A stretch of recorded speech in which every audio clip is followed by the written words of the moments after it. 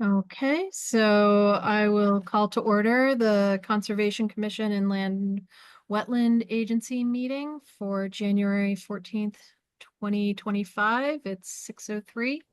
Can we get a roll call? Certainly. Paul Vanette, Here. Cheryl Brown, Here. Heather Breslin, Here. Catherine Knight. Here. So it looks like you have 4 commissioners, which is a quorum. Okay, great. So for public participation, it looks like we do have some attendees. If you would like to speak, in a general way about, wetlands or conservation, please raise your hand in Zoom.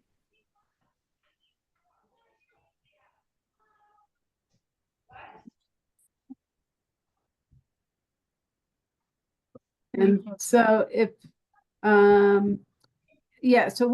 you're on the agenda, we'll get to you soon. So this is just the public comment.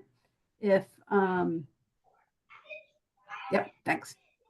I think we're all set. Okay, No great. public comment. All right, so we have a receipt and discussion S24-650, 292 Philo Street.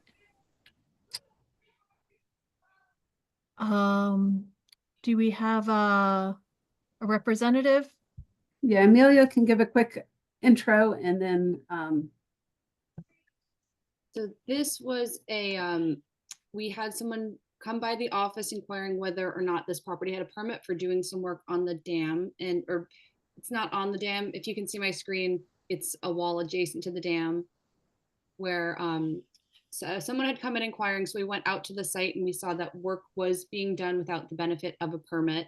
And I met with one of the property owners out there, and as is the case with a lot of violations, it was not an intended violation. They were not aware that they were violating the inland wetland regulations and were understanding of the processes and the requirement to obtain a permit. So we sent a notice of violation, including an order or directive to stop all work, which they complied with, and they retained a landscape architect office who prepared a corrective action significant activity permit application, as the wall that is a part of or adjacent to the dam is directly within the pond. It does warrant a significant activity. And the application, which the applicant will get into, does show the legalizing the work that had begun of rebuilding about, I think it was about 45 feet of that wall with proper sediment and erosion controls, which were not in place, unfortunately, when they had started this work, as well as a landscape plan. The applications were posted on the website, so if you had a chance to look at those materials, it's fairly straightforward. It is a small area of work, and they do have wetlands on the property. This is not exactly where the work was taking place. So I think we have Brooke Clark Landscape Architects here, who I believe will be presenting, but this is 292 Philo Street, which you can see. I'm sorry, I should have done this at the beginning, giving you your bearings, but it is at the Flourishing Pond at the south end there, and Philo it's at the part of Philo just off of West Norwalk Road, just to orient you after the fact. Okay, thank you. And is the applicant or their representative here? Yes, hi. Can everybody hear me? yes. Yep. Okay, perfect. Yes, hi. My name's Jackie Howard. I'm a landscape designer with Brooke Clark Landscape Architects. And yes, we were hired to kind of mediate the whole situation of the wall. So originally, from our understanding, is the wall was in disrepair and slightly had fallen into the water. So they hired a contractor to come fix it. But then that is when the neighbor called and there was no wetlands application, unfortunately. So they brought us in, and what we are proposing is to put the wall back basically exactly where it was, but fix it. And so what we will be doing is creating a sandbag dam about 6 feet away from the 45 feet of wall that was disturbed. And that way we'll be able to rebuild. The contractor believes he can reuse the footing that's already out there, the concrete footing, and he'll be drilling rebar into that to secure the wall. So hopefully it will stay forever in the future. And then we're also proposing to do silt fence all the way around the disturbed area, so that way we can catch any runoff from going into the pond. And then we're also proposing to add, let's see here, some planting along adjacent to the wall. We're proposing to add some clethra, some red twig dogwood, and some inkberry. So they're all wetland loving plants that are native and will do well in that area. And then also there was Would you like to share your screen as well so that we yeah. can see, you know, these proposed activities? Sure. Let's see here. Oop, screen two. Okay, can everybody see this? Oop. Yes. Oh, How now we can. about now? Yes. Okay, great. So yes, this is the portion of the wall. Everybody can see my mouse too? Yes. Okay, perfect. This is the portion of the wall that that had caved in, and that's what we're proposing to rebuild right in place. This is the sandbag dam that we'll be using, and then eventually it will be removed and the pond will go back to its original state. This purple line right here, that's the silt fence to prevent any runoff from going into the pond. And then this is our proposed mitigation planting along this wall. There's also an existing deck that they want to put back in, so we need a little lawn space in here so they can access that deck. And I believe that's all of our proposed activity. We'll have a soil stockpile located right about here before we put in planting, just so when he's digging out the wall, he has a place for the soil. Again, that will be have silt fencing all around it to prevent any runoff. And then we're also proposing an anti-tracking pad. So there'll be park here, and that way we won't get any, you know, soil or dirt going into the road. And then if we scroll down here, here's our details for the sandbag dam, and as well, it's about 6 feet away. And then here's our proposed wall to be replaced, and which coordinates to this. This is our proposed detail. This is the existing concrete footing, and we'd just be tying into that. And then this is our proposed detail for planting along this area. And I believe that's it. Are there any questions? I do have one question. Is the grade changing at all behind the wall? No, it will just be, the grade will be flat, flush against this side, and then it will drop off into the pond. Okay, so it's going back to its existing elevation? Exactly. Yep. Okay. Yep. Commissioners, any questions, comments? Yeah, do you have pictures of what the previous deck and what the new deck is? Because it's very difficult to see. Yeah. Is the deck overhanging the wall or? Let's see. Can you guys all still see my A screen? little small, so maybe, Yeah, this is actually, they had a report done of the dam a couple of years ago in 2022. Bear with me, I'm going to scroll quickly to the pictures. So, well, here's an overview that kind of Amelia also showed. So that's the deck. That is the deck, and then this is the proposed wall. It's about 45 feet to roughly here, and then that's the dam right there. But I can also. Sorry, where's the deck? I can't see it. Yeah, thank you. It's this, not the greatest picture, but this square right here. So we're proposing just put it exactly back where it was. you can also see Doesn't it. look like a deck, I'll be Yeah. honest, from these pictures. So if they have more, Yeah, pictures let of- me scroll down a little bit. Let's see here. Oh, here we go. Here's a corner of the deck. You can maybe just zoom in again. Oh, yeah, sure. Bigger, thank you. There's a corner of the deck. And then, So it's that portion in that photo, right in the center. That Yeah. portion of the wall is what, exactly, yeah, from here to roughly here. I know it's a little A little hard to see in this angle. I can see if there's a better. Yeah, there we go. So roughly this portion right here. And then on the far right is the deck. that you Yes, referred but to. yep. I can see it. Let me see if I can see a better picture from a different angle. No. So the deck is over here. Here's the house. The main road, Philo Street, is kind of back here. I have another question. Sure. Did you consider putting the plantings along the back of the wall so that they were a little closer and could work as a filter strip? Yeah, we are definitely open to that. I think just go back to our plan. Where am I? Yeah, we could definitely put it along this strip and then just leave this portion open to put that deck back in. But yeah, I would definitely be open to going along the wall here. Does anyone else have any questions or comments? Yeah, it would be preferable to have a little bit more of a buffer and filter, just in terms of, I don't, it's hard to see where the flood lines are or what the flooding,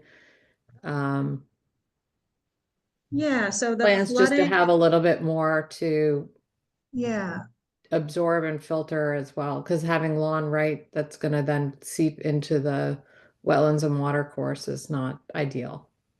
yeah, I would be happy to move this whole plant bed along this line. That's no problem. Okay. And then, Catherine, the floodway line is on the plan. It's the light pink line, and then the flood zone is that, the dashed blue line. So the entire dam is within the regulatory floodway. Mhm.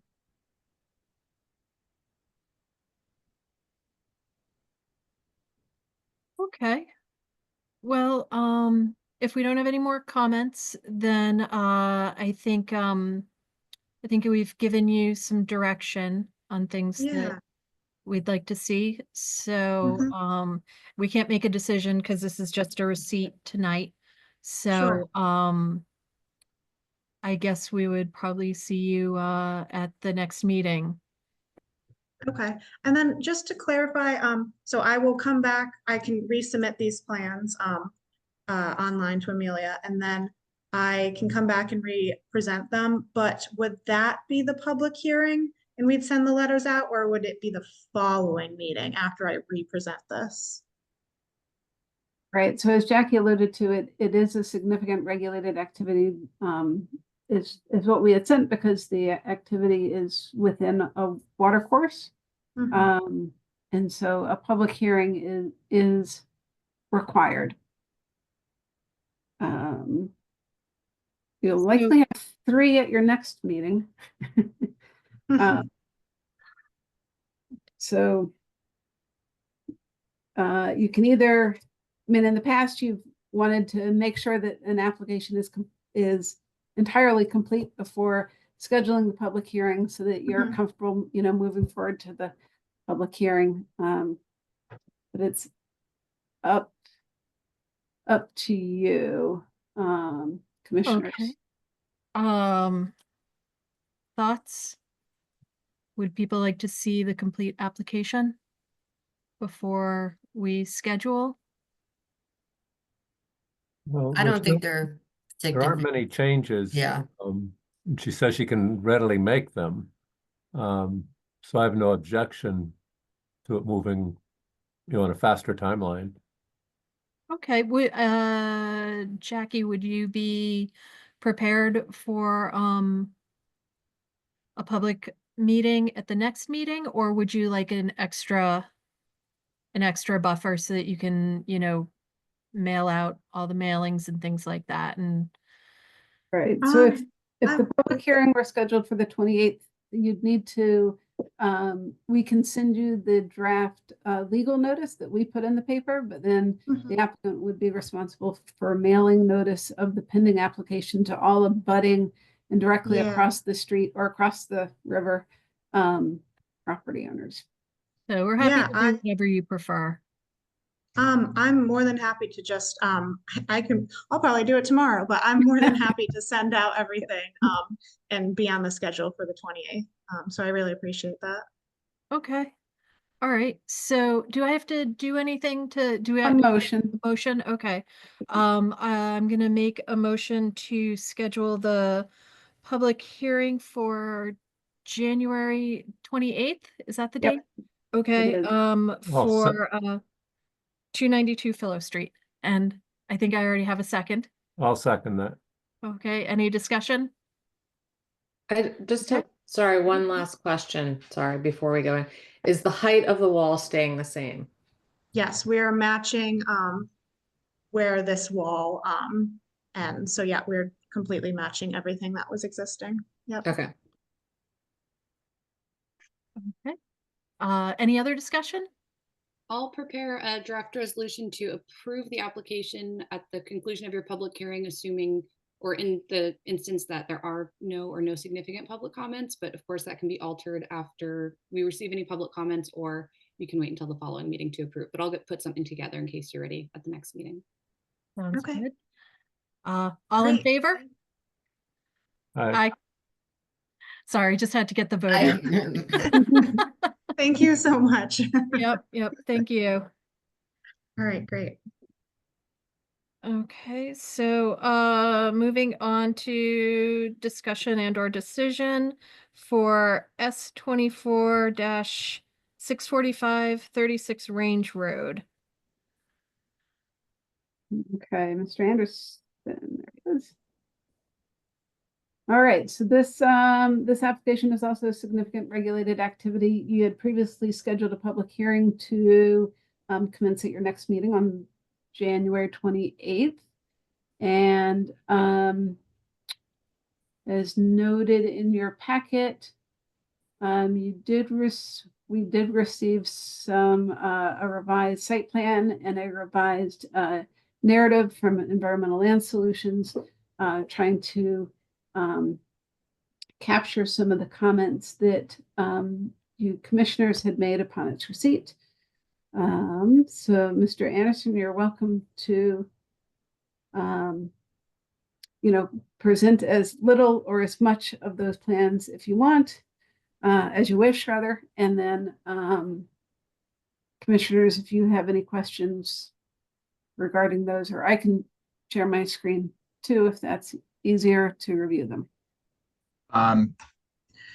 Sure. Well, let me ask the group. So this is, I think, my fourth time here, and I know there are some updates. What would be helpful for me to start with? I know that we've gone over much of this, and that the revised narrative included a list of changes, effectively, and I'm not sure, or hopefully you've had time to review. So.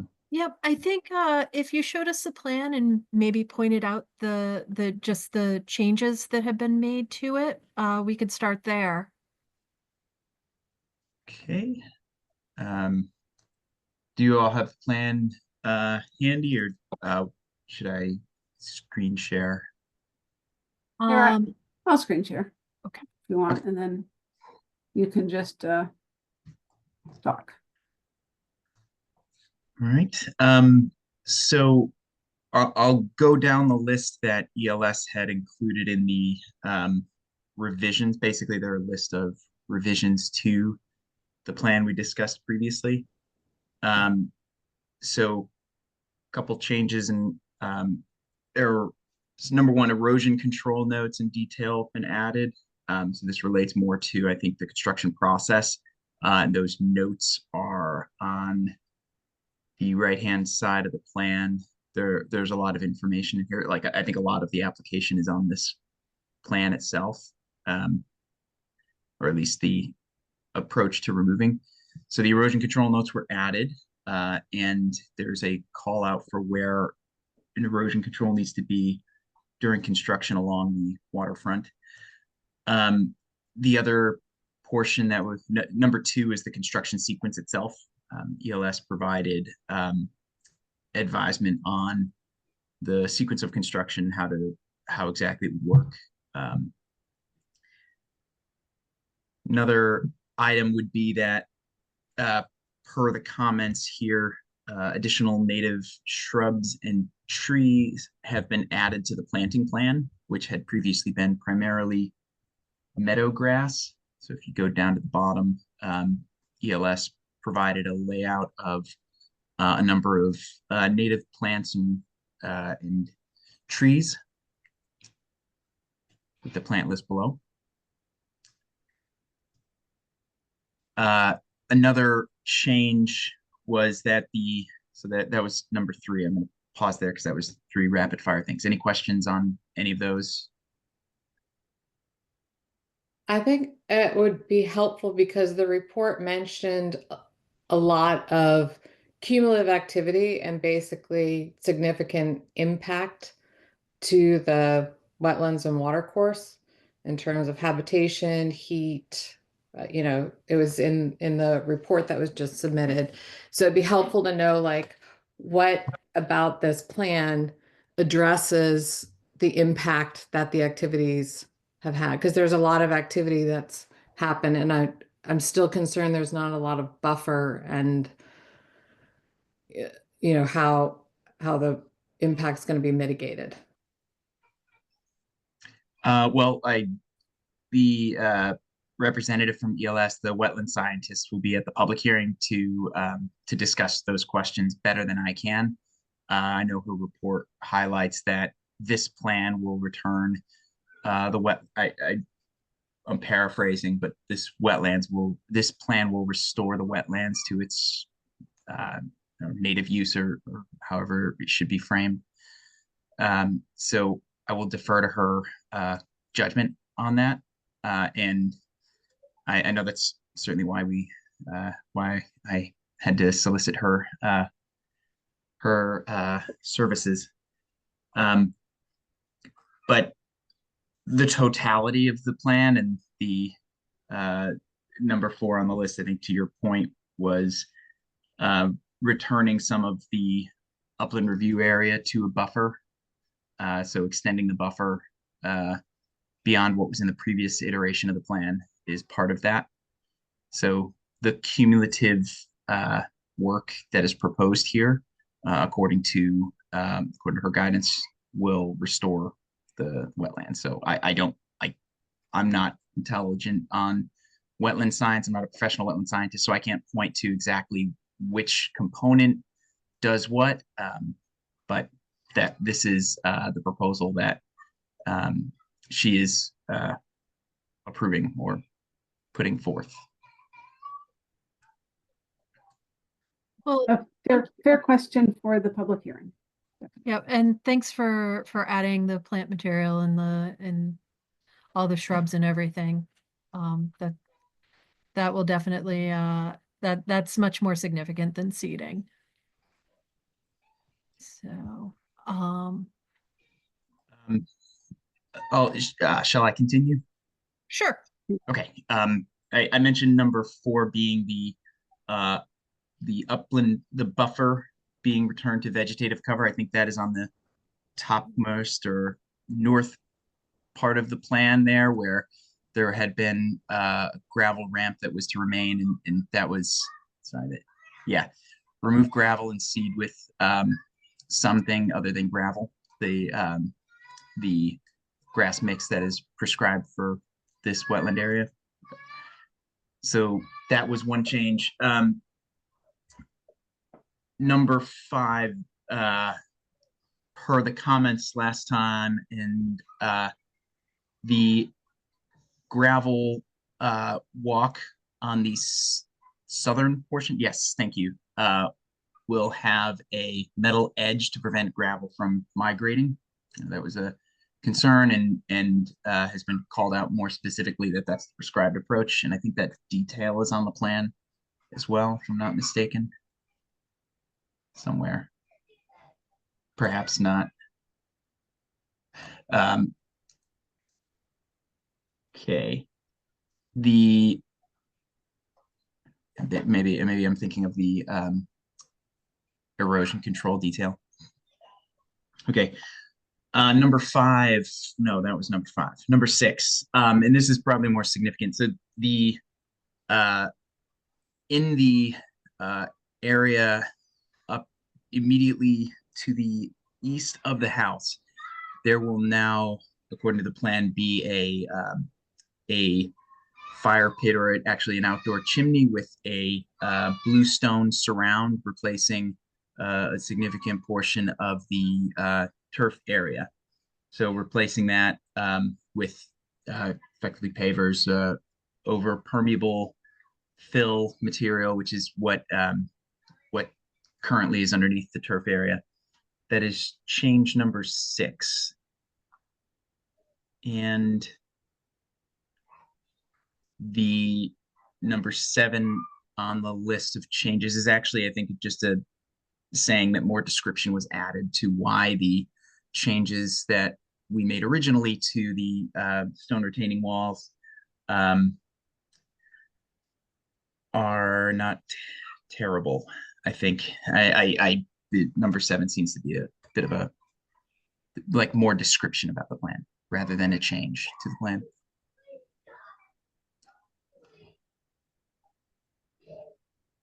And Okay, any additional questions from any of the commissioners? I do. I just have a question where it says, because the W's with the dotted line, that denotes a wetland boundary, correct?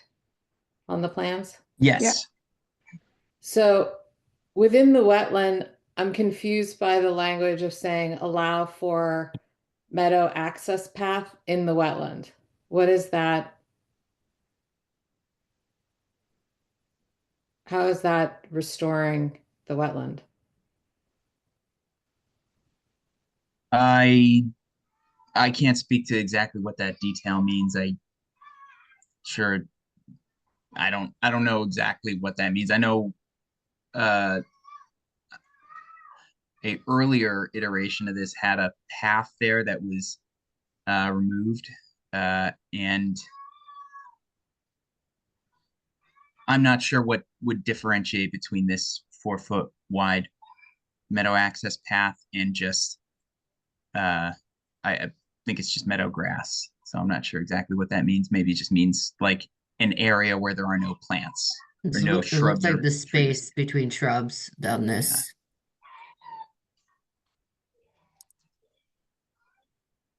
I mean, something like that might help them maintain some of the shrubs in the first year as well. I don't know if that's why they have that there, but Yeah, I can certainly confer with her. Yeah, I guess what I'm not seeing in this plan is really a buffer zone, because I think, you know, what they say are they've got non-native ornamental plants behind the second retaining wall. And then you have gravel, you've got turf, you know, so there's just in terms of mitigating against some of the impact that's been mentioned in the report that hasn't necessarily been quantified. I'm not sure that turf and gravel and a retaining wall as a buffer is congruent to kind of other applications or processes or recommendations on other applications that have been here and at the commission, at the hearings and things. So I have some kind of concern still about what the proposed plan is and the impact on the wetlands and watercourse from the cumulative, you know, if it was just the turf or it was just the retaining wall or just the grout, but the cumulative range and a tree house and things like that, there's a lot here. And it would be more beneficial to deal with some of the runoff, the heat, the PFA microplastic from the turf, which lasts, you know, for about 8 years before it needs to be replaced, 8 to 10 years, the lifespan. They have had studies that show that there are PFAs in the turf, in the chemicals. You know, it's a difficult thing for the agency. You don't have any of the tire rubber in it, but it's not to say that a new owner houses, change over would see turf and that could be filled in. And it's very difficult to then monitor. And there's numerous studies about the issues with that and the runoff and the impact on water systems and the environment. So yeah, for me, I see a lot of challenges in terms of addressing the impact of what's going on here. I have a question just to remind me from past meetings. Did we ever discuss the retaining wall with that's already planted? Was that ever suggested to be changed to native plants? I just don't recall, or it may have been a meeting I missed. So I think It we was, discussed kind of what was currently within the planted buffer. And I think Yeah. that Ms. Throckmorton describes the planted buffer. Thought she did. No, Yes, Yeah, it he is. said they were yucca and something else. They were all non-native ornamental. Here it is. Yeah.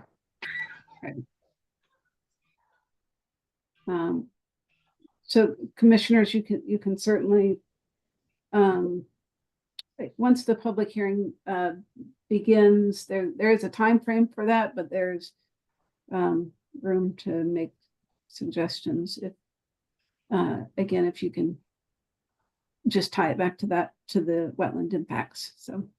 And where was just one question, where was the gravel, is that in that garden area? In that bed, is that the gravel we're referring to? Yeah, so there's some gravel in the northern portion, kind of here, Oh, and then That there's is the- gravel here, right? yeah, the gravel in the northern portion will be removed and replaced with something to provide a buffer.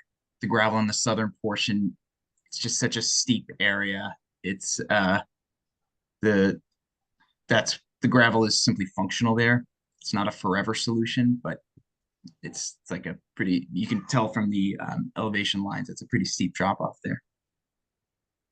Yeah, I mean, my concern is that, look, if you have the gravel and you have the turf, there's not a lot of habitat or positive things happening in the soil there to actually be able to act as filter. Because, we still are trying to filter runoff from the patio, from the roof, and everything else. So, not having a really purposeful and functional buffer is not ideal, and it has a huge impact on the wetlands and the water course, not having a buffer, a vegetated buffer.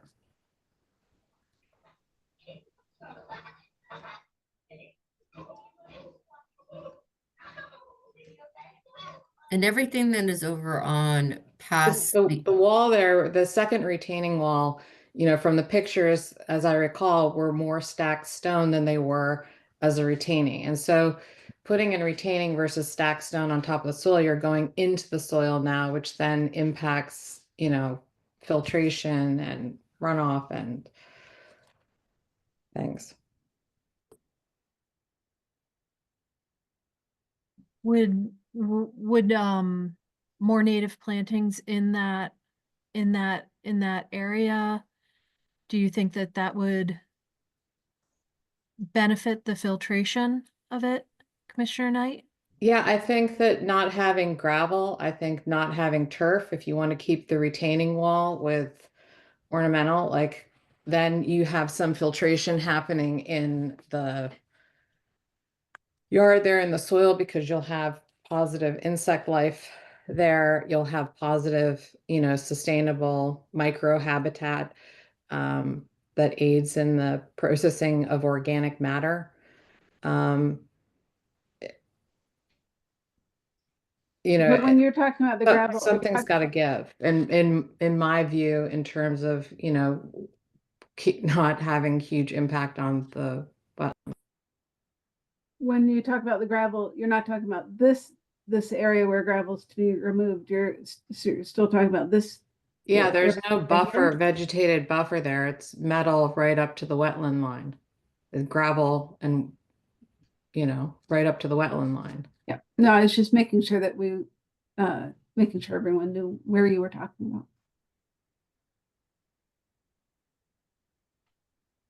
Okay, What is that pathway for? Just out of curiosity, it goes down on the other side as well, right? That's right. Yes. Okay. I mean, it's the pathway to to the area. This is our yard too, right? Like I have 3 kids and I get it. they roam. I get it. I'm asking because there is I was just trying to understand the ways down there, right? Down to the, Yes, those are 2. got it. Yeah.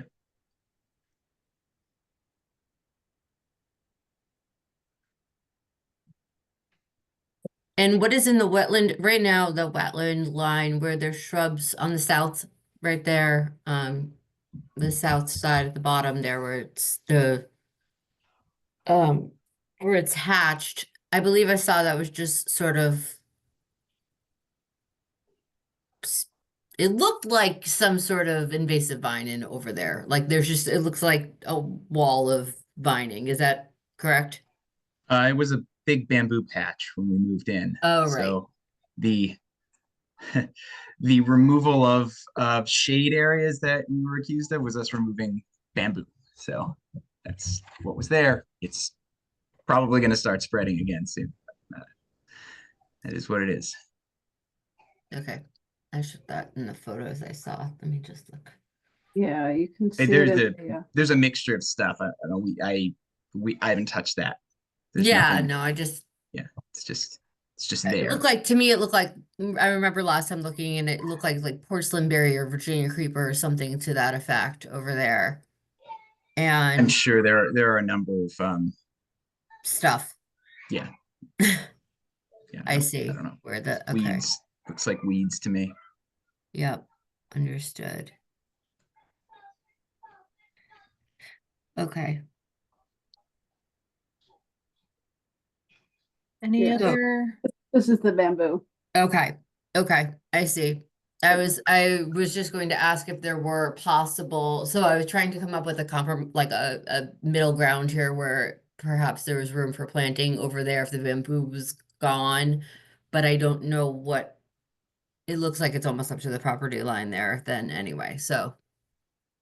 Right. Okay. Thank you.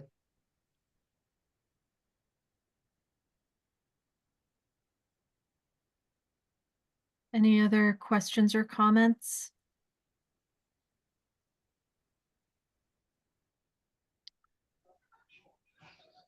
Okay, so, I guess we will see you next week, in 2 weeks at the, public hearing. All right. So just be sure to send out the notices to the 5 adjacent property owners, and I think I'd previously sent you the information on how to send those certified or with a certificate of mailing. Good. I'll follow up if I have any questions. All right.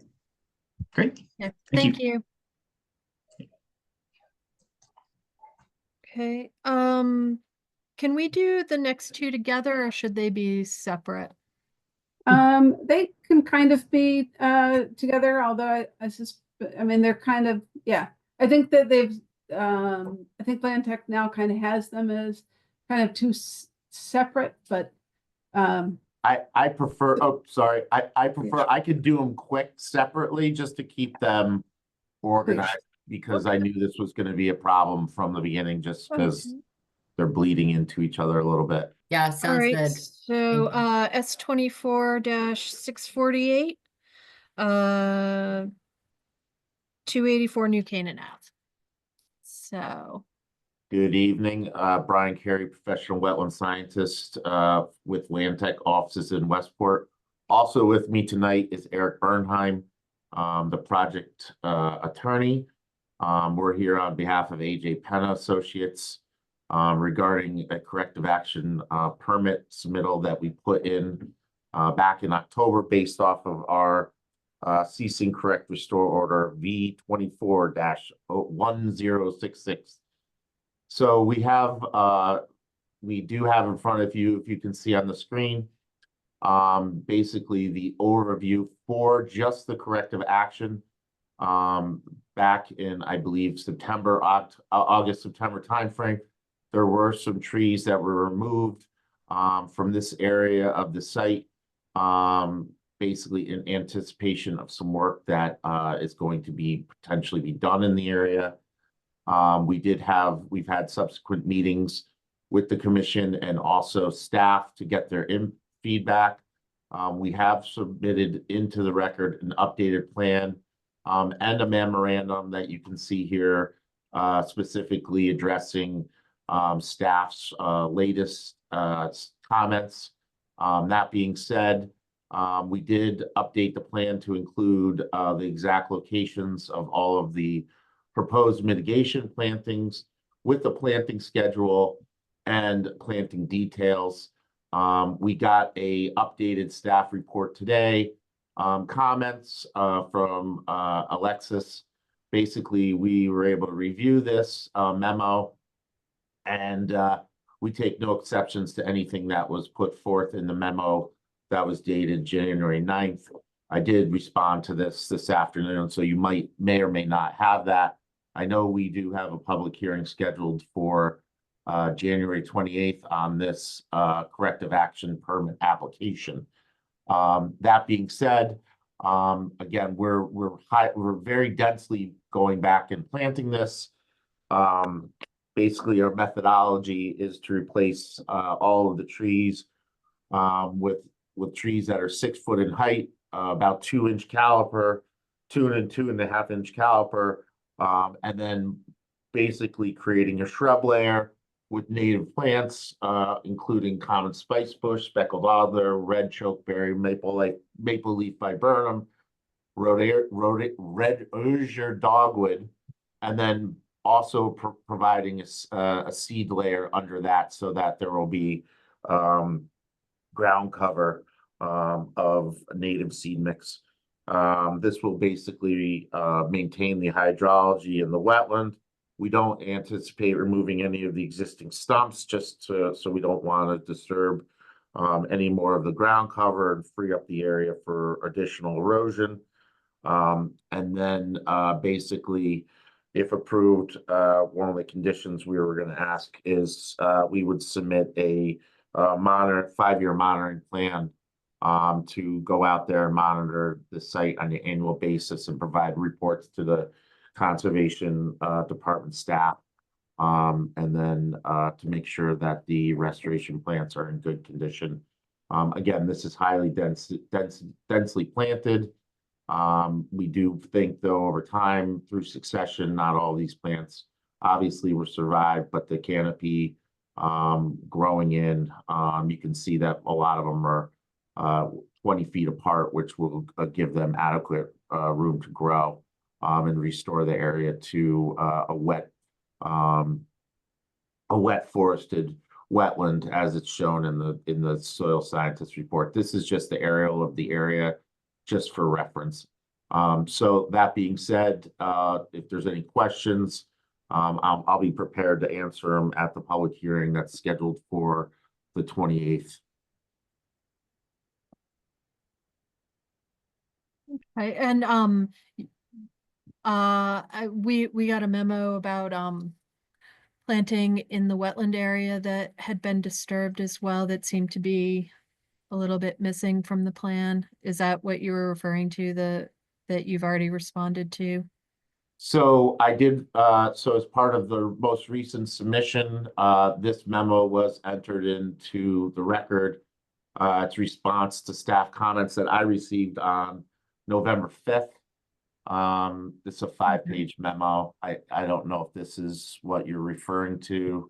I just got another response to staff comments from a memo that was forwarded to me today, January 9th, that I was just basically saying there was a couple minor clarifications in here. Nothing that, you know, we can amend this, but it's so de minimis. You know, if you were to make this, a condition of approval, basically you can see, staff is just asking us to add some, a little bit more plantings, into, this area, which we can do. That's not a problem. So, that being said, I did put a response to Alexis today. It was this afternoon. I got the memo this morning, just basically saying that we're in agreement with everything in the memo, not an issue, and that we know that we have the hearing on the 28th. Commissioners, any questions or comments, concerns? It looks like a pretty healthy planting plan to me. Is this separate? Is it separate? Is it part of this? Is it a totally separate issue? But the sound mitigation Separate issue. That's the separate. next one. See, you were right. You're like, we've confused them. I've confused them all. And so So I've really tried to make it all of the I'll just show you again, just to clarify, everything references the actual application number, anything that's being done. So just make sure you refer to that. And I'll so- show you the next one. Yeah, and so there are two applications. One is like purely just corrective action restoration, and that's what this one is. And so it's just proposing the replanting of the cleared area. And then the other application is a modification of the previous permit for to have the yard there. And all of that modification application includes all of the proposed changes to the yard that the applicant either has already done without a permit or wishes to do in the future. I see. Okay, because like last time I think it was split up differently and then so we talked about, A okay, little, right. yeah, So thank the you. issue we're discussing right now, not to belabor it, we need to get the commission's approval to satisfy the violation that's currently outstanding for this application. And so for this application, you have not actually scheduled a public hearing yet. So before we move on to the permit modification, that would need to be done. Okay, well, I'll make a motion to set the public hearing for January 28th on this application. Do I have a second? I'll second. Great. Any discussion? All in favor? Right. Okay, great. And so the next application, S16-499B, 284 New Canaan Ave again. So again, Brian Carey with Land Tech, professional wetland scientists here on behalf of AJ Penna, who is the current occupant of 284 New Canaan Avenue. Let me just clear up my screen here real quick and I will bring up the new.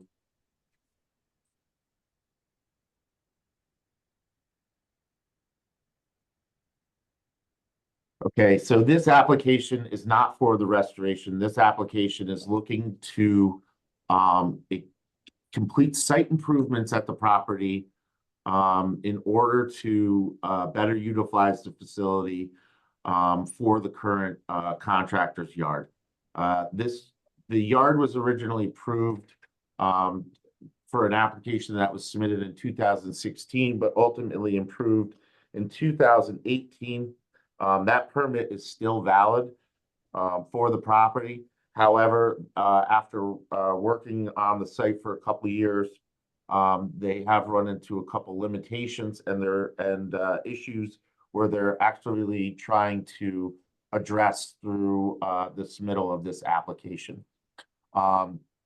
Basically, back in September, when we were first, September-October timeframe, when we were first in front of you, there was some drainage that was installed here that needed to be completed as part of the original permit application, wetland permit application, and P&Z application. That has since been completed. There was an area here as part of the previous approval that actually had a detention basin for water quality. That is really not feasible anymore based on the utilization of the yard. We have designed underground detention to basically, because of space on the property is so tight. As part of this application, we actually have rejiggered the layout of the entire yard to better utilize the space on the property, be protective of wetlands, and most of all, be cognizant of some of the noise issues and operational issues that are impacting some of the adjacent neighbors to the northwest of the property. Basically, what we are doing is we want to build a wall along this line of the property to create a sound barrier and visual barrier to the wetlands, but also to the neighbors that are located adjacent to the property. Currently, the aggregate storage area is located in the middle of the property, where you see these bins, that's car parking. So acoustically, this area, sound travels across the wetlands to the adjacent properties, causing a bit of a nuisance for the neighbors. What we're doing is we're going to flip around the yard, put this retaining wall, or it's not a retaining wall, but put this acoustical wall in, put bins in against the barrier, so there will be even more separation distance, and then use this area of the property for their operations. Over here for dry storage, where there's been some clearing done, and basically we are going to put a demarcation barrier between the wetland line and the storage yard. So anywhere you see this dotted graphic here is where an expansion of the yard is going to be completed. Again, we'll be updating, we have updated the drainage. I did get a memo from Alexis today with a couple of concerns that we will be able to address by the next meeting. There's really minimal grading associated with this plan. The site is relatively flat. And basically, there's a quick detail of the wall here. The idea is to put a dry stack wall up, and then basically the aggregate will act as another barrier, and then there will be a chain link fence on top of that.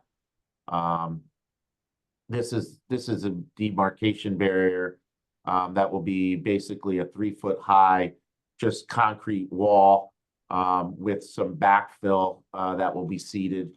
That will be placed along this area of the property in order to make sure that there's a demarcated barrier and that there's no movement any further from the developed areas into areas adjacent to the wetland.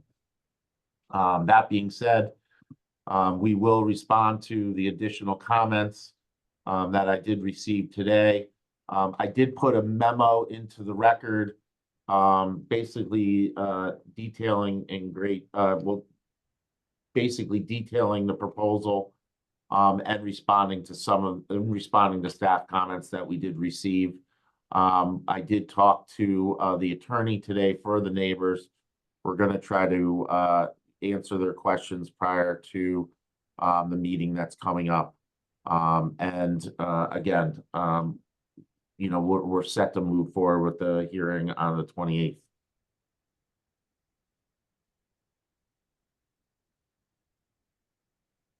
Okay, thank you. Commissioners, any comments, questions? Can you just zoom in on the proposed expansion area and just kind of flag where so we know where the wetland boundaries are? I'm straining my eyes here. Yeah, so this black line is actually the wetland boundary. Okay. So that's existing. So this line right here, this kind of there was, I don't want to, it should be in the record, but there's an aerial photograph that overlays this. You should have that in the record. This line right here, you can kind of see, that's the extent that's been already kind of cleared at the property. Let me see if I could just bring that up, real quick. And how many Yeah. trees roughly are we taking out? I think there's a total of 40 trees being removed. It's in that memo that I submitted. Okay. The extent that the yard is currently, was that permitted in No, 2016? And were there trees existing there at that point as well? I do not believe any trees were removed as part of that, but I will have to check. Yeah, This so was the 20 former limit of disturbance. Yeah, so in 26, I'll show you an aerial photo. The answer is no trees had to be removed. The parking lot or the yard was in existence at that time.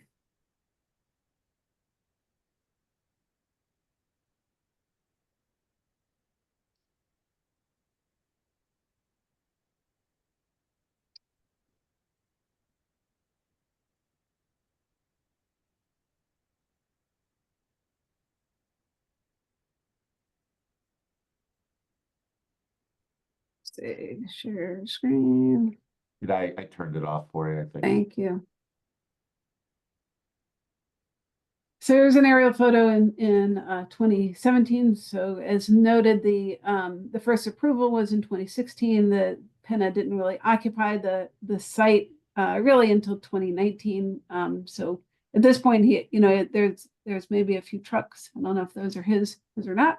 And so the yellow area is what was approved as the yard. And so when it was bought, there was the kind of these two parking areas, and then this is where the cell tower is. And so this area was already cleared with no trees. Likewise back here, and then along here, this is the cleared area. This shape polygon, and then there were some minimal trees kind of right along the edge. And then, so this is in the next year in 2018. And so you can see it better. There's the former edge of the asphalt. They've planted the evergreen trees are like right here. And the bins were installed. Okay, let me see, is north up? So the north, Northeast, yes. the northeast area, that did have trees on it. This They did, yes. expanded, okay. So So, then, so I guess my question is like, is how many trees were removed from there already on top of the additional 40 that they're looking to remove now? right. I'll have to quantify that. It's gonna be a little difficult, but I'll come up with a method. If I can show my screen right now, I can kind of show you. I'll show you this has been entered into the record as well.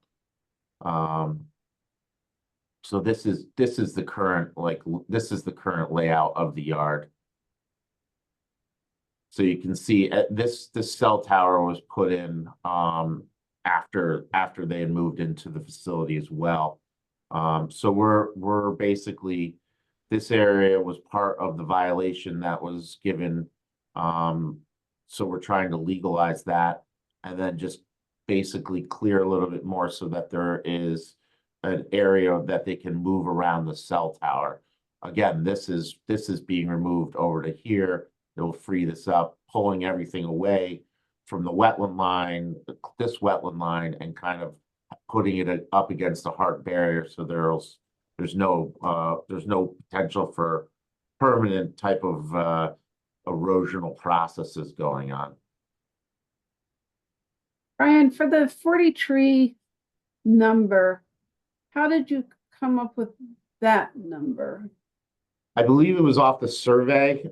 We did send the survey team out there to mark the trees with the updated survey. You know what size DBH trees? I think it's 12 and bigger. 12 and bigger, okay. Yeah. I think our regs look at 8 and bigger. And I mean, your survey crew went out there. Do you have a survey with these trees marked at this point?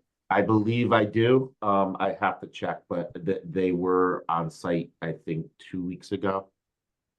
I will check that. That's information I can submit into the record before the hearing.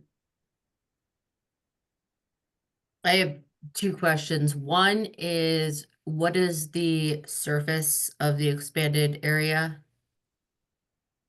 The entire expansion is 39,618 feet. But sorry, what is the surface material? Would have been a better way to phrase that. They plan to keep it non-paved, so if it's gravel or dirt or gravel, I mean, they'll make it so that it's not rutting out. Right. I mean, they have processed material all over the property. Yep. That can be. So it would be there's no, from my understanding, there's no intention to pave this area. It would be compacted fill Yes, or whatever it correct. is that. so but it would be highly compacted It would be compacted, yes. because you're still proposing that it be graded so that the stormwater Correct. would largely get to those retention galleries. That is true. That is correct. Yes, it's sort of, it doesn't paved, not paved, it's impermeable pretty much anyway, like. Yeah. Um, Do you have a second question? I do. I have questions about creative conditions. Look, I think nobody loves this idea, right? This goes against a lot of, we're right up on the wetland, we keep pushing it further, but it's also, I understand the necessity and the vital role that they play in emergency responses, all of that. And so I understand that it's rock and a hard place a little bit. My question is if any conditions can be placed on anything having to do with if and when the property is sold. No. I mean, that that might be a little bit above my pay grade. I mean, you can ask the question and I can get the answer. I think I think that your decision needs to be based on the impacts to the wetlands and water courses. And so those impacts are either going to happen or they're not going to happen based on the activity. So you're regulating the activities and the impact of the activities on the wetland and water course. And you do have to look at those in the context of everything under that section of the regulations, the considerations for decisions. But those activities would, in theory, have the same impacts, whether, Mr. Penn is doing them or Mr. Stanley Steam. Yep. Is doing it it. has the same impact. However, with any more growth, the space becomes, it starts to become unusable, right? And my thought is if in 3-4 years the space gets sold, we've now expanded it and can't unexpand it. It's going to be sold as is. And so I was just trying to think of a creative way to solve some of it. Because I really don't know. I mean, they've already, half of it's been done. It's in my mind, I don't know, So the other thing I can say is we did do a feasible and prudent analysis that we did submit in the record in October. So that is in the record, that is in the record. The other thing is that there is a special permit that allows this operation to occur on the property Right. that is specific for this use. That Well- technically, Within the confines. I mean, I think that the Conservation Commission should understand that there's also a zoning violation. correct, The special permit allows this use, but also has the same restrictions was based on the approved area Original. that you saw in 2016. Right. Sorry, Brian, I didn't mean to cut you off. no, that's correct. Okay, I have a question about Well, the new I think expanded area. Commissioner Knight had a question. She was waiting Okay, and Oh, then we can go to. we'll have time, I'm sure. So Okay. the order doesn't Okay, I just matter. didn't want to forget. So, Yeah, okay. yeah. Fight it out, whoever wants to go first. Well, if ahead, you wanna go, Catherine. you can. Catherine, go first. Okay, I just had a question just to understand because the drawing shows it comes to a point, and so it's not necessarily uniform in terms of the setback from the wetland line. So trying to understand what the differences are as it goes around, because it gets quite close. It looks like on the drawing, if maybe you could share your screen and just talk about like how far. I can't see how far back from the wetland line. So are you talking about these Yeah. areas? If you go up to it seems like very close to the corner The other side, yeah, there. So up here. this- Yeah, there. Looks Yeah, very so close, the closer to the wetland line. Yeah, so the reason why we're maintaining that is because this is a gas easement. Is what? This is a gas easement. There's a gas line that goes through there. So you're not going past that gray line. Yes, correct. So, this is actually cleared. Or it's supposed to be. It doesn't show up that well in here, but generally, I believe it's Iroquois gas. There's actually a large gas line in here. Underneath, correct? Yeah, correct. It's buried, of course. So we were just holding, this line up to the easement. It's not scientific other than the fact that they can't expand over this easement. This is protected. And this easement is allowed to be cleared under the Connecticut Siting Council. They have the regulation to come in here and keep this clear. So, the bottom line is back, the gas company could come through here at any time and really just keep continuously clear this for vegetation. So the idea was just to extend it to that easement line. That's as far as they can really go.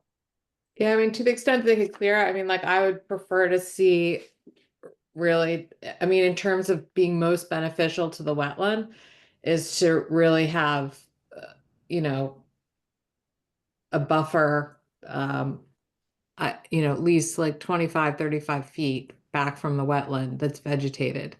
And to the extent that like, oh, they could potentially clear that. I mean, it is underground, so there's vegetation above it versus compacted soil, which really doesn't function at all. It's great that it's pervious, but doesn't really function much as what we would think of as the function of a buffer for the benefit of the wetland.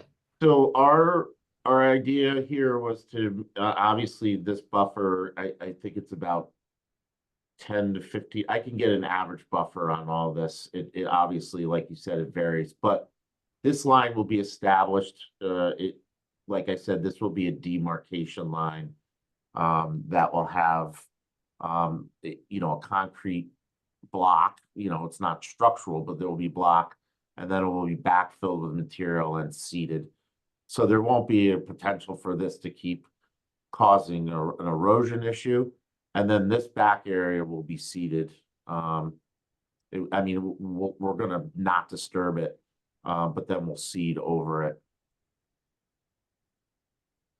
Because it will you'll maintain this vegetation in that area.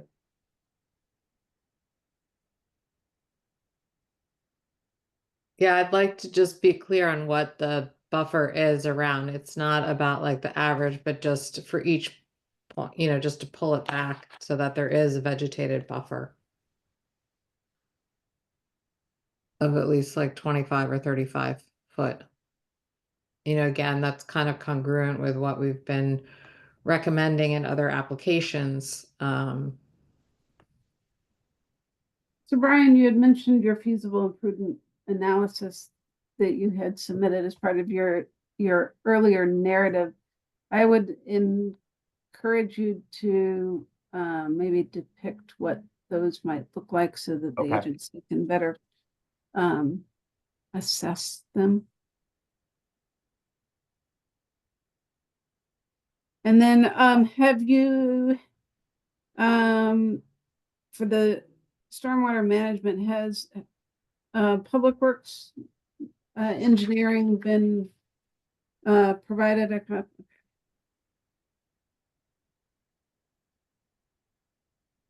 I'm sorry, Alexis. That's all right. So I will forward that to them Okay, with you as the contact. So the engineering department will want to look at it as well. And Paul? you Yeah, had a that's, question? my question sort of related to what Catherine was asking, you know, about that new expansion area. You know, I can definitely agree with her on having more of a buffer than a mafia block wall with 3 feet of dirt piled around it. But that new area is going to be compacted surface. But where's any runoff or water going? You know, I know the rest of the area is paved. That area is not going to be paved, even if it were going to be paved. It's like, where's that water going to? so that water will still go into the treatment system. Again, Is there any assurance that that water will not make its way around into that wetlands? yeah, because there will be this wall. The drain would be placed here. So the idea is to have this act as like, even though it's a concrete wall per se, there's actual dirt and vegetated in front of it. The idea is that, you know, they do have machinery out here on the site, so we want to make sure that this, you know, is pretty tough to move on the property.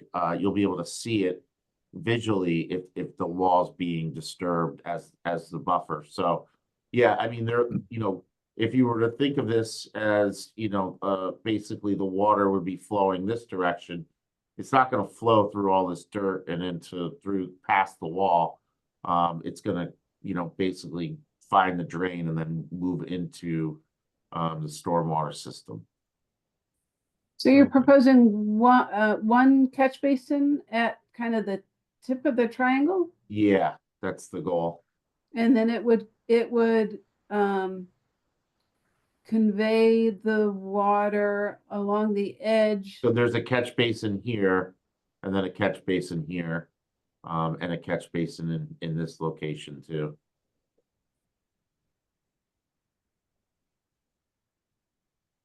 Okay, so 3 catch basins.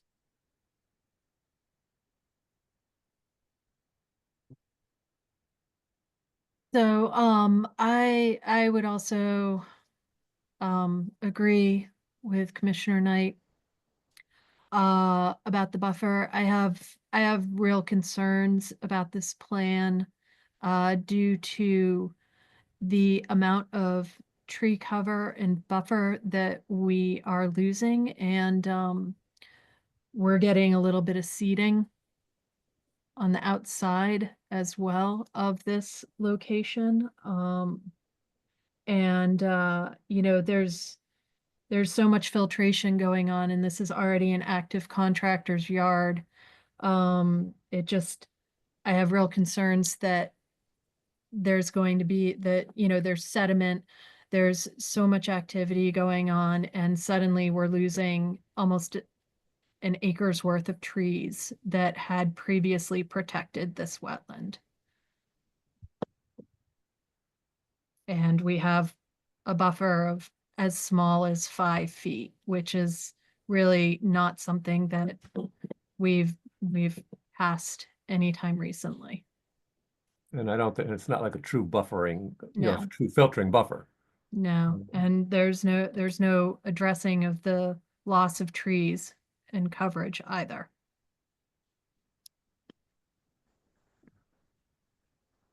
I have one other thought on the what is the length of the wall? Which, I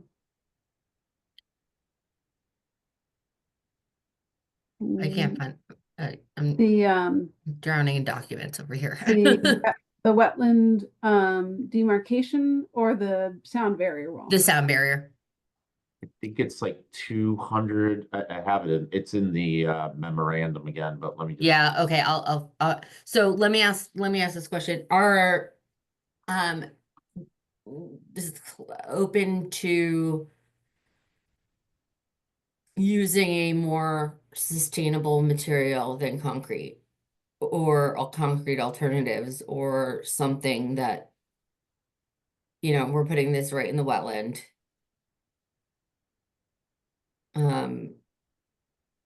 I mean, concrete's pretty inert from from that perspective. I mean, I don't think it's gonna cause any impact, any additional impacts to the wetland, but I can, again, this sound barrier, they do have the material. That's kind of one of the reasons. But we can look at something and I can discuss that with the applicant. Yeah. I just have my concerns with concrete in general and long-term emissions, all of that. So like anything that we can that's maybe more net positive would be, something to think about.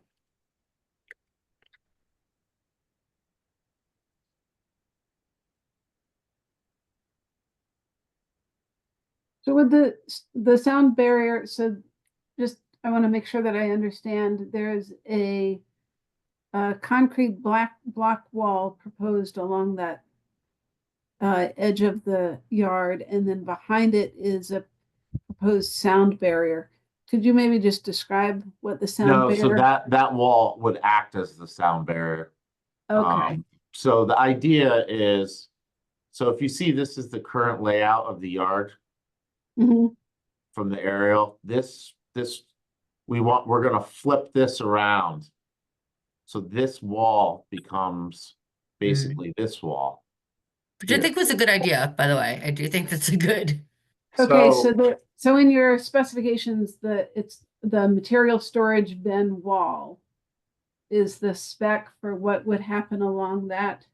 Correct. So the Okay, idea is sure. there's this wall and then, the material doesn't, it basically kind of comes over that threshold. Then there's a chain link fence on here to further shield that. So the bin ends up acting as the sound barrier, Okay. which is What if does you the go, chain link fence do? it just provides another visual barrier on top of the wall. I mean, the idea is we're trying to, protect the view shed from the neighbors. The trees that are being installed, it'll be a couple years before they're 20 to 30 feet high. You're putting in 6 foot to 8 foot trees. So it will block most of the view of the wall, but we want to just try to be able to, just provide enough visual relief so they're not looking at this at all. I don't think of chain link fencing as a visual relief, but that's my opinion. So this would have black slats in it though. I see. So Okay. it's So not. it's yeah, I see what you're saying. Yeah, so I mean, when it would have, it's not just Yeah. a chain link fence, it was Got it. black slats.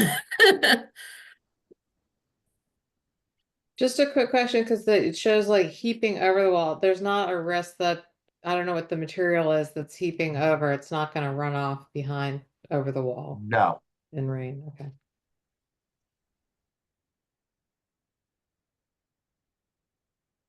I mean, and this is fairly common in most contractors' yard to have these bins.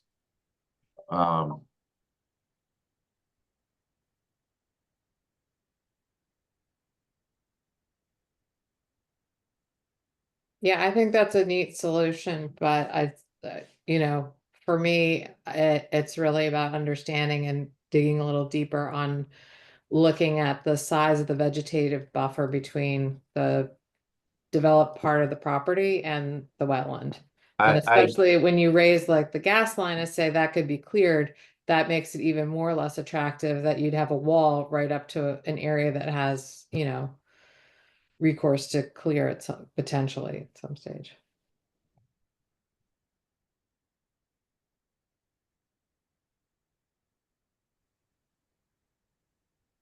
Okay, does anyone else have any more comments? All right, so Brian, I guess we will see you back here in 2 weeks. Sounds good. Thank you very much. Thank you. Thank you.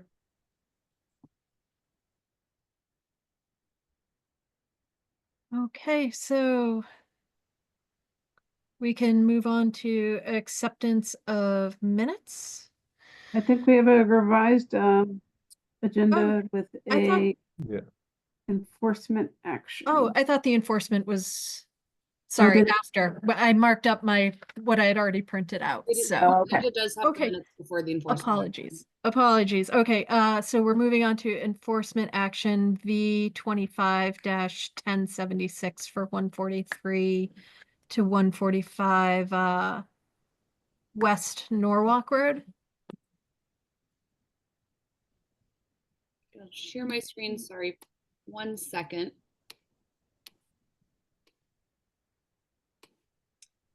So we are back in West Norwalk. The property is just north of West Cedar Street, and you should be able to see the community college campus due east. And this is, properties are under the same ownership. It's this front lot is 145 and the rear lot is 143. And the activities, yes. I'm just going to interrupt one real quickly. I know that the respondent is here, and I just want to explain. Maybe have you already explained how a show cause hearing works to the respondent? I do not remember, so I don't think it Okay. all. So I'm just going to lay out the process. So for a show cause hearing, the staff first explains why we have issued a notice of violation or a enforcement order rather, and details why we believe there has been a violation of the inland wetland regulations. Then the respondent, that's you property owner or representative of the property owner, gets a chance to provide your testimony to the agency as far as any other information regarding the situation out at the site. And then the commission members, after they hear from kind of both sides, the commission members are charged with making a decision to either find that there has been a wetland violation and uphold the order. They can modify and uphold the order, or if they're convinced that there is no violation, they can withdraw the order. So just wanted to lay that out. So Ms. Williams, continue. Thank you. Thank you so much, Ms. Carachetti. So 143 is the rear property, 145 is the property that fronts on West Norwalk Road. The area of disturbance took place over both properties, roughly where I am circling with my mouse.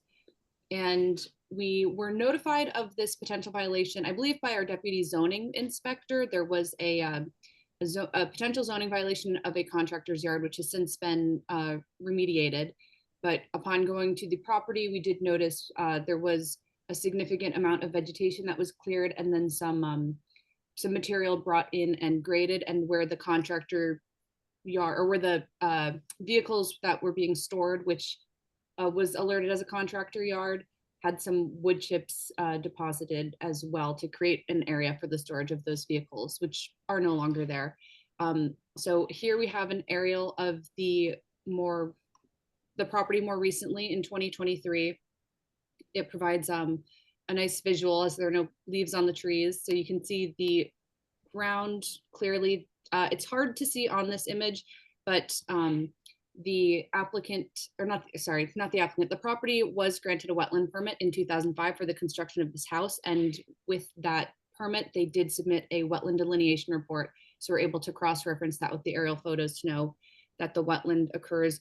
You can see the water course more clearly, but the wetland occurs around that and extends to the south a little bit. So there was some disturbance, mostly where these vehicles are, you can see within the wetland itself, but a majority of the disturbance took place within the upland review area. And to see, get a general idea of what the property looked like prior to the disturbance, you can see here, or actually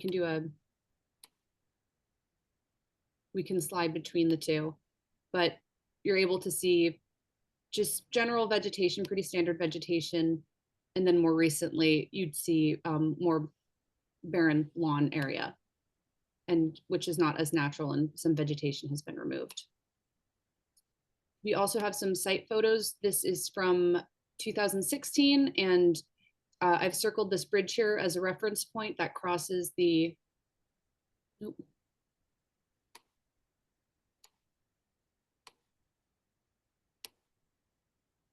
you can see it right here on the aerial image. So it's a good reference point too, as this is where the disturbance to the wetland was just west of where that footbridge is. So you can see that here. And then in the more recent site photos from this past fall, this is the area that was disturbed that's within the wetland, and then zoomed in a little bit more where this dark disturbed soil is, that is within the wetland. And these are the same aerial images. And we had issued an order as a notice of violation was originally sent to the property owners in the fall, I believe in September, and they were responsive. The property owner came in and we discussed the process with her, and unfortunately a complete application was not submitted by the deadline, which is why we were required to send the order. And the applicant has since retained an environmental professional to assist with making the application. And I think those are the main points, but Ms. Sanchez, who is a representative for the property owner, you are welcome to share cause now if you wish. Hi, everyone. Jen Sanchez. I'm representing my mom, owner, Carmen Uquilis of 143 West Norwalk. I have been in communication with Amelia before, but we are currently working with Kate from Environmental Land Solutions to get this resolved. I spoke with her today, and I believe she told me she will be meeting with Amelia on Thursday just to get a follow-up and just to be on the same page. She already has started and gone to the property and reviewed some things, and she's just keeping me updated. Thank you guys for your patience. A little back end, but my mom has been in and out of the country for like the past 3 years, but you know, she came in September, met with Amelia for a little bit, and then went back to Ecuador. And I've been sort of helping her and been communicating with the city. But I myself reside in Florida. So thank you guys for your patience. But we will get this resolved. Thank you. We appreciate that. So it's understood when it's difficult to juggle those kinds of things. Does anyone have any further questions about the violation to start with? What was the general reason for all of the clearing? Was it just more lawn?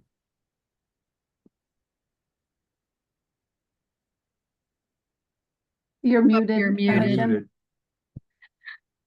Sorry about that. Honestly, my mom, I think it was a misunderstanding. There is her landscaper who regularly cuts and gives her wood because she has a wood burning stove that she uses to heat her home. And she also had asked him for wood chips, and he had dumped it in that area. And again, she's been in and out. She's gone for months on end, and she didn't realize that he initially had dumped it in that area. And she said, that's way too much. She wasn't even aware that there were so many cars there being kept there.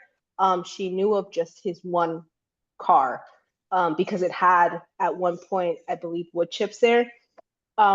But she didn't know the extent that it was like this humongous amount of wood chips. And but once she got in contact with the city and Mr. Hayducky, and she got that cleared away and told him that the vehicles had to go.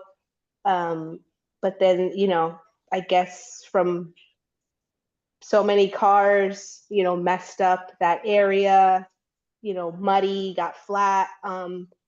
So it was just, I guess, a miscommunication with the landscaper,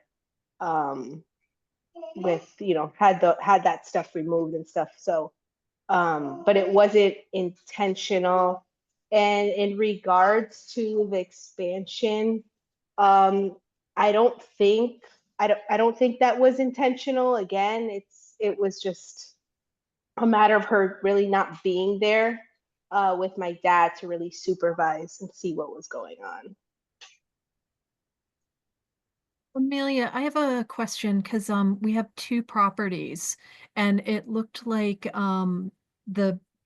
the back property is a different owner. Is that correct? Or are both properties the same owner?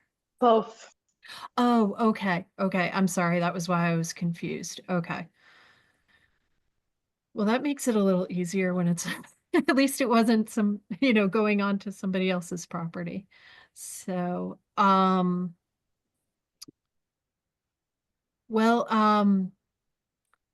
I guess if nobody has any other questions, does anyone want to make a motion to uphold, modify, or withdraw this enforcement violation? I'll make a motion to uphold. I'll Okay. second the motion. Okay. And any discussion? Okay. So all in favor? Aye.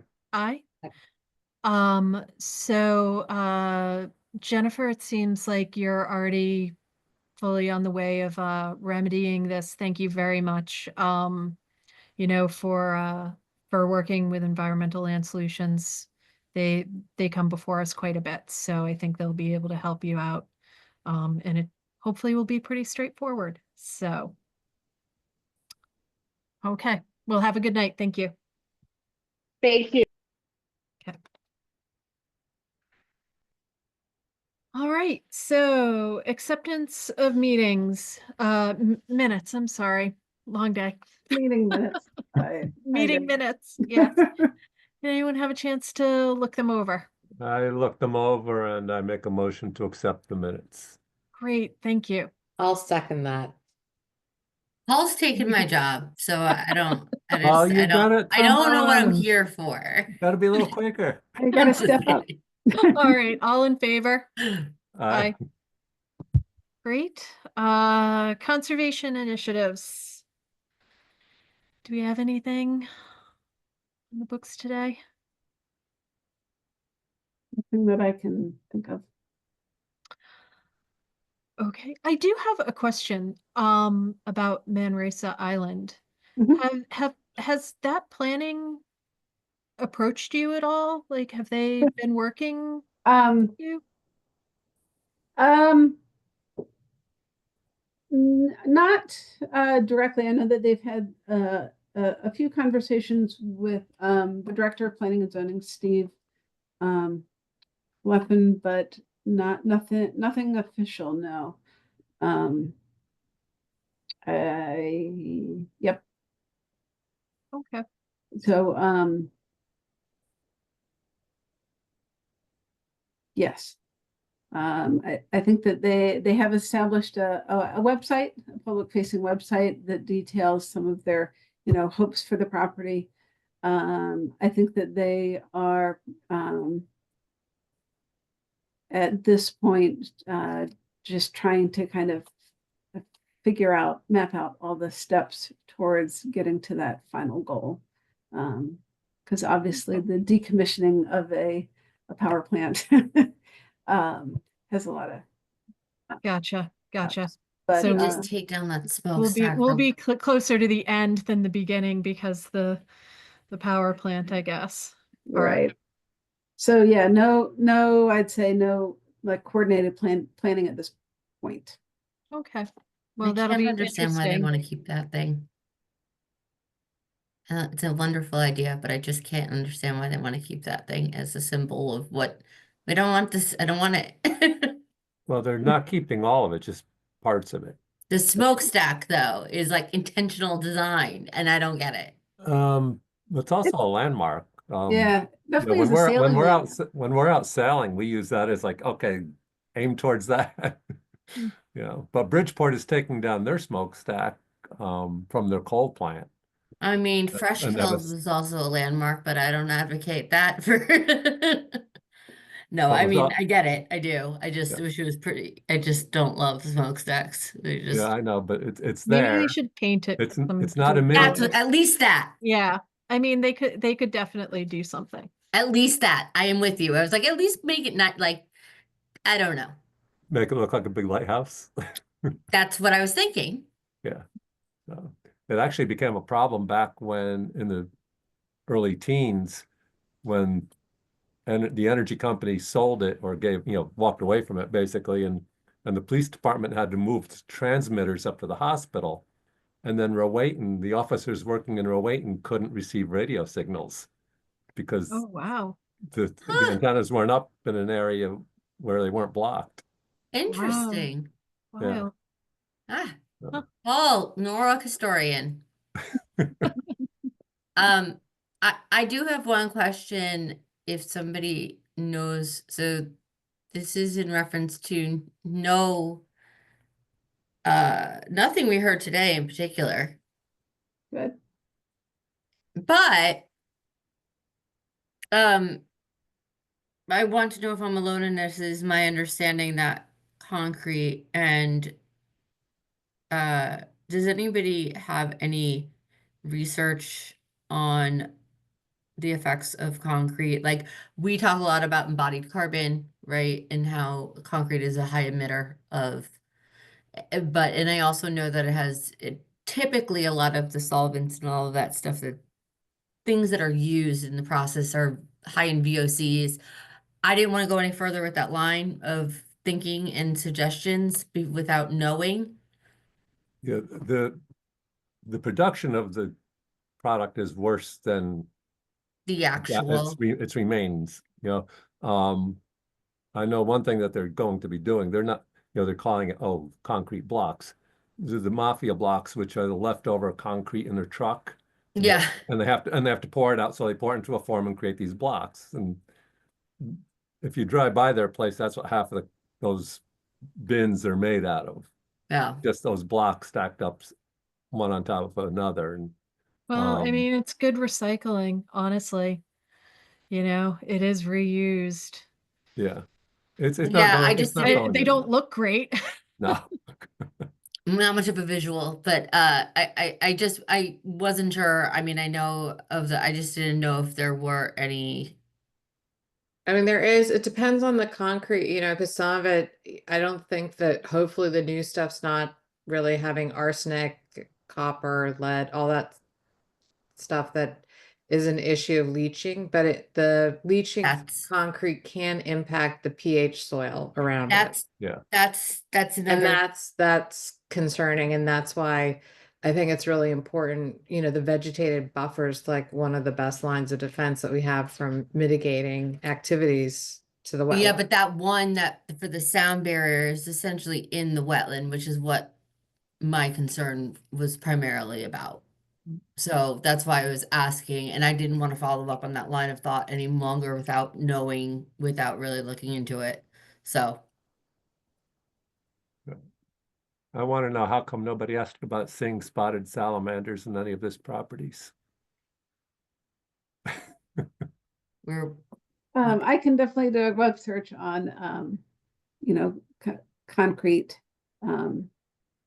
impacts, but it would be limited to the impact on the wetland, you know, once it's placed there. And I think that was your question. that is my question. I if mean, I it's- know the other ills of it, right? I just didn't know if it would, to me, seem like it would affect, so Catherine, to your point, the pH is thinking about something, and any other like VOCs or other chemicals that are used in, I mean, if they're just stacking them, it's one thing. If there's, you know, other applications and materials, like I just want to keep whatever we can out of the wetland if it's not, you know, if it's harmful.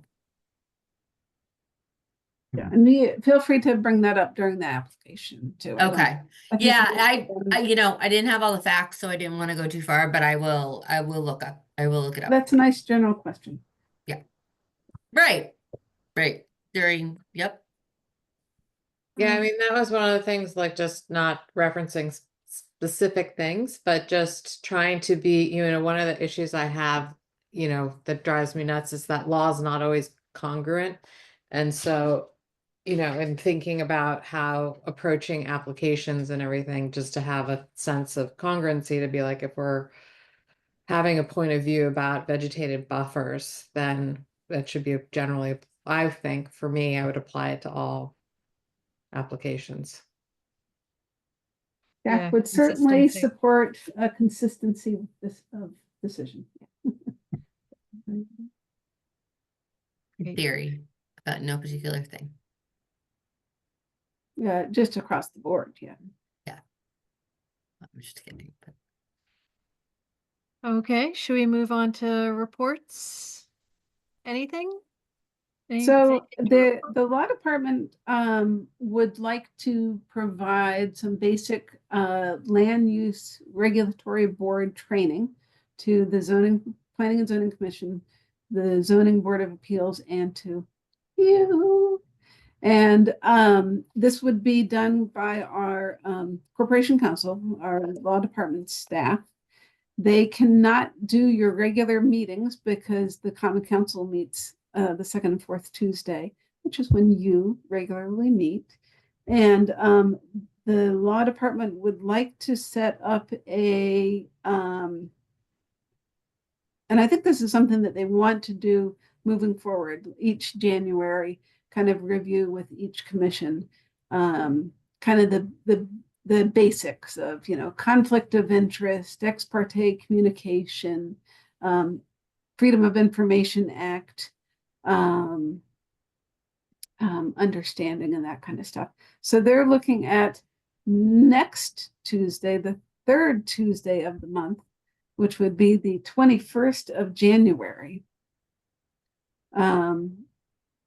And so I was going to send out an email to everyone, but I wanted to at least alert you four.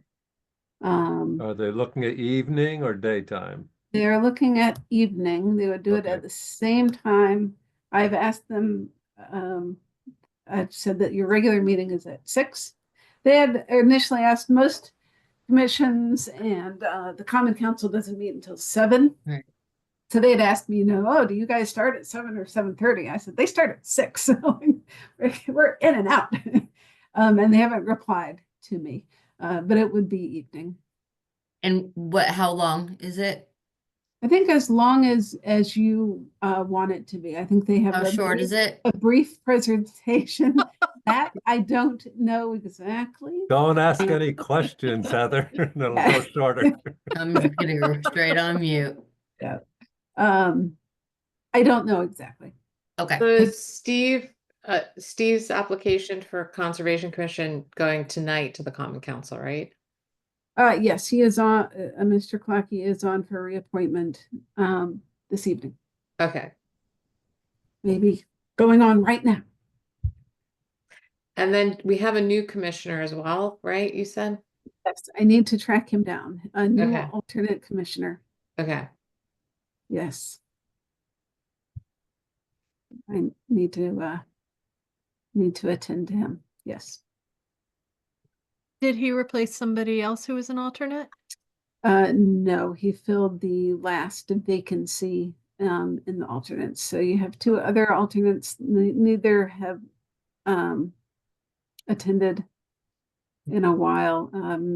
Matt Caputo, who had been on the commission for I don't know, like 24 years or something, very long. His term expired. He said he did not want to be reappointed, and the city clerk put him on as an alternate. And he's never since attended. And then this Amy Richardson, who attended, 2 or 3 times, but has a work conflict working in Hartford. So your alternates are extremely alternate. Yes. Yes. Okay. All right. I don't have any comments. I don't have any reports. So, does anyone, are we all set? Okay. I Anybody? can make a motion. Oh, Ty? Okay, well, I'll make a motion, but I also want to say you did a very good job, Cheryl. Oh, Great job, thank you. Cheryl. Thank you. You got it because my son came in and waved at you all, but you couldn't see him. So, Oh, that's so cute. Mom, are you almost done? Yes, I'm hungry. almost. All right, so who is making a motion to adjourn? I'll make a Catherine? motion to adjourn. Okay, Oh, sorry, Paul. Catherine? You No, do I it, was you gonna- do it. Commissioner It- Knight gets it. Heather's been missing out on making We have a motions. second. I know. We need a second. I'll second. Okay, all There in you go. favor? Aye. Aye. All right. It's Great. not like I have a problem with not talking enough, so I think it's okay.